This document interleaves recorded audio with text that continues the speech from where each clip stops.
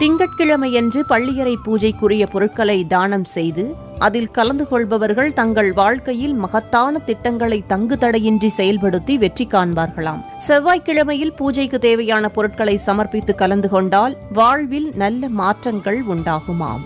அரசு மற்றும் தனியார் துறையில் பதவி உயர்வுக்கு காத்திருப்பவர்கள் புதன்கிழமையன்று பள்ளியறை பூஜையில் கலந்து கொள்ள கோரிக்கைகள் பூர்த்தியாகும் என்று சொல்லப்படுகிறது. வியாழக்கிழமை பள்ளியறை பூஜையை தரிசனம் செய்தால் காரிய சித்தி உண்டாகும் என்றும், நோய் இருந்தால் அது தீர சுமங்கலி பாக்கியம் உண்டாக வெள்ளிக்கிழமைகளில் பள்ளியறை பூஜையை காண வேண்டும் என்றும் சொல்லப்படுகிறது. சனிக்கிழமையன்று பூஜையில் பங்கு பெற குழந்தை பாக்கியம் உண்டாகுமாம். பிரிந்த வாழ்க்கை துணை மீண்டும் சேர ஞாயிற்றுக்கிழமை பூஜையை கண்டு தரிசிக்க வேண்டும் என்று கூறப்படுகிறது.